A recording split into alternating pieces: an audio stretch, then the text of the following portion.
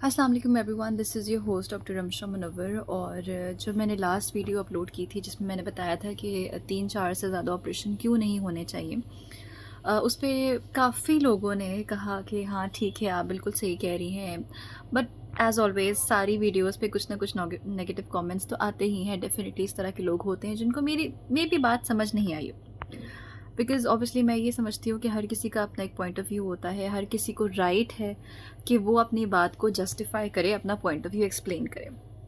अच्छा, बहुत सारे कमेंट्स मैसेजेस मुझे उसके बाद से आ रहे थे कि मैडम ये जो जड़ों वाली अवल होती है उसको एक्सप्लेन कर दें कि वो क्या चीज़ है, ये एक्सप्लेन कर दें कि अवल नीचे होना वो क्या चीज़ होती है, उसको भी एक्सप्लेन कर दें। और एक का मुझे मैसेज ये बहुत बहुत ही क्यूट सा मैसेज आया कि अवल क्या होती है वो भी बता दें। चलिए मैं आपको ना स्टेप बाय स्टेप बताती हूँ सारी चीज़ें कि अवल होता क्या है, नीचे होने का मकसद क्या होता है और अवल जड़ों वाली होने का वो मकसद क्या होता है। ठीक है, देखें कुछ टर्म्स होती हैं जो हम मेडिकली यूज़ करते हैं, लेकिन मैं आपको उर्दू में इसलिए बताती हूँ because I think that is easy for you to understand. ठीक है, बेबी का तो आपको डेफिनेटली पता है। अवल होती है प्लेसेंटा।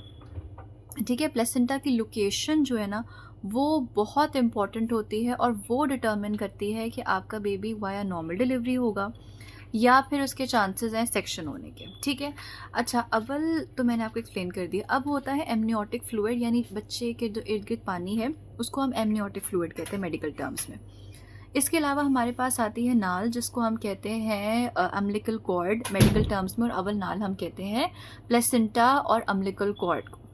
ठीक हो गया। अच्छा अब हम बात करेंगे कि अव्वल जो है वो नीचे होने का मकसद क्या होता है। देखिए जो हमारा यूट्रस होता है ना, जो हमारी बच्चेदानी होती है, उसका साइज़ ऐसा होता है कि अव्वल या तो उसके ऊपर वाले एंटीरियर पार्ट पे जाके अटैच होती है, यानी उसके आगे की तरफ अटैच होता है, या फिर प्लेसेंटा आपका ये अव्वल जो है उसके पोस्टीरियर वॉल पे अटैच होता है। ठीक है, ये इसका कोई कॉज नहीं है, कोई रीज़न नहीं है कि ऐसा क्यों होता है, या इसके कोई साइड इफ़ेक्ट्स कि अच्छा अगर आगे की तरफ है अव्वल तो क्या नुकसान हो सकता है, या पोस्टीरियरली है पीछे की तरफ है तो क्या नुकसान हो सकता है, या फिर फंडस या ऊपर की तरफ। देखिए वो गोल बॉल सा स्ट्रक्चर होता है ना, आगे अटैच हो वो भी ठीक है, ऊपर फंडस पे अटैच हो वो भी ठीक है, पीछे वाली दीवार पे अटैच हो वो भी ठीक है। लेकिन अगर तो आपकी प्लेसेंटा या अव्वल नीचे यानी बच्चेदानी के मुंह पे सर्वाइकल ऑस पे जाके अटैच हो रही है तो उसका नुकसान क्या है? उसका नुकसान ये है कि अब देखिए सर्वाइकल ओपनिंग या बच्चेदानी का मुंह एक ऐसी जगह है जहाँ से बच्चा नीचे की तरफ ट्रांसमिट होता है और फिर डिलीवरी होती है। ठीक हो गया। अगर तो ये है कि बच्चेदानी के मुंह पे ही जाके अव्वल अटैच हो जाएगा तो फिर आप खुद सोचें कि बच्चा डिलीवर किस साइड से होगा। ठीक है, मतलब उसमें नॉर्मल डिलीवरी के चांसेस आप समझे अप्रॉक्सीमेटली ज़ीरो हो जाते हैं। ठीक हो गया। होता यह है कि जैसे जैसे प्रेगनेंसी बढ़ती है, हफ्ते बढ़ते जाते हैं, तो अव्वल कभी कभार नीचे होती है लेकिन वो ओवर टाइम ऊपर चली जाती है। ठीक है, बट अगर 33, 34 या 35 वीक्स हो गए आपकी प्रेगनेंसी को और उसके बावजूद भी आपकी जो अव्वल है वो नीचे ही है, वो ऊपर नहीं प्रोग्रेस की ओवर टाइम, तो इसका मतलब ये है कि चांसेस हैं कि आपका ऑपरेशन हो और ऑपरेशन से आपका बच्चा डिलीवर हो। नॉर्मल के चांसेस फिर कम हो जाते हैं, ज़ाहिर है, क्योंकि जब बच्चेदानी के मुंह पे ही आपकी अव्वल या प्लेसेंटा अटैच हो गया तो बच्चा फिर किस तरह से डिलीवर होगा।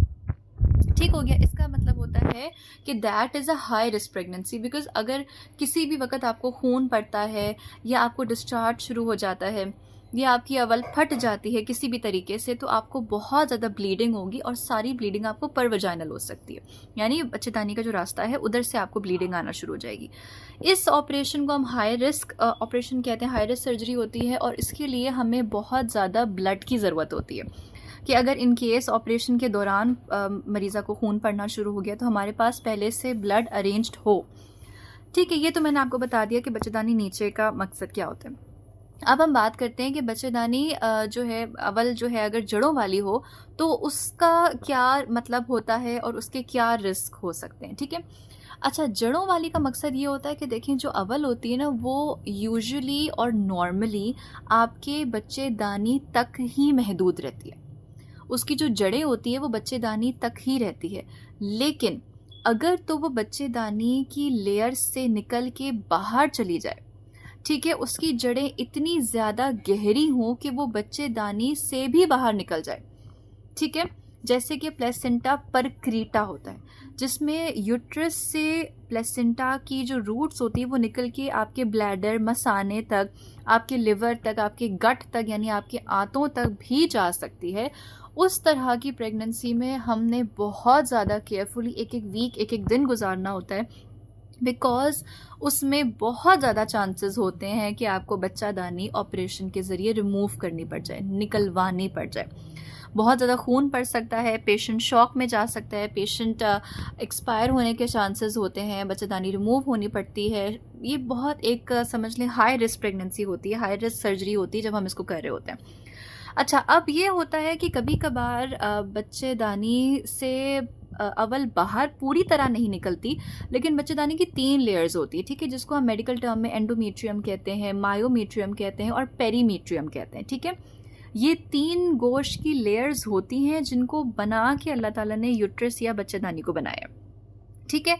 अमूमन हमारे जो प्लेसेंटा या अवल होती है वो सिर्फ रिस्ट्रिक्टेड रहती है, महदूद रहती है एंडोमेट्रियल लेयर तक, जो कि सबसे अंदरूनी लेयर होती है बच्चेदानी की।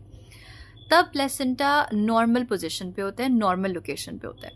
अगर उससे प्रोग्रेस करके वो दूसरी गोश्त की लेयर यानी मायोमेट्रियम तक चला जाता है तो उसको हम कहते हैं प्लेसेंटा एक्रीटा, ठीक है। उसमें भी बच्चेदानी के बचने के चांसेस होते हैं, आपको खून पड़ता है, लेकिन कंपेयर टू कि आपकी आंतों तक आपकी अवल पहुँचे या आपके मसाने तक आपकी अवल पहुँचे, उससे थोड़ी कम रिस्क की सर्जरी होती है। अगर हम बात करते हैं यूट्रस की 3rd गोश्त की लेयर यानी कि मायोमेट्रियम से प्रोग्रेस करके पेरीमेट्रियम तक अगर चली जाती है आपकी अवल, तो उसको हम कहते हैं प्लेसेंटा इनक्रीटा, ठीक है।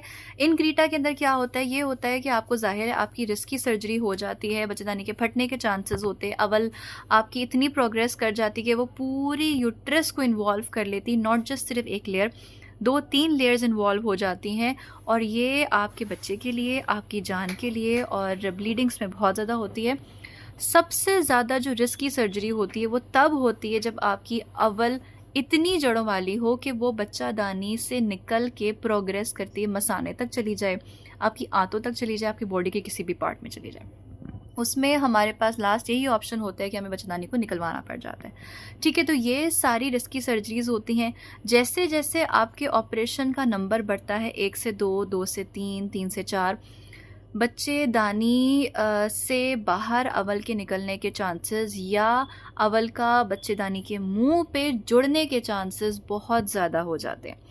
ये भी एक वजह है जिसकी वजह से डॉक्टर्स रेकमेंड करते हैं कि 3 से ज़्यादा ऑपरेशन ना कराएं, क्योंकि बार बार जब हम कट देते हैं यूट्रस को, और बार बार जब हम सर्जरी के लिए इंसिजन देते हैं, तो वो जगह नरम हो जाती है, वो जगह स्ट्रेंथन नहीं रहती, उस तरह से उसकी आप समझ लें एक ताकत उसकी नहीं रहती, उसकी बनावट में चेंजेस आना शुरू हो जाते हैं, जिसकी वजह से बार बार जहाँ हमने कट दिया है वहाँ पे अवल के इम्प्लांटेशन के या वहाँ पे प्लेसेंटा के अटैच होने के चांसेस बढ़ जाते हैं, ठीक है। जितनी आपकी अवल आपकी नीचे होगी या जितनी आपकी अवल ज़्यादा जड़ों वाली होगी, उतनी ज़्यादा आपकी प्रेगनेंसी ख़तरनाक होगी, ठीक है।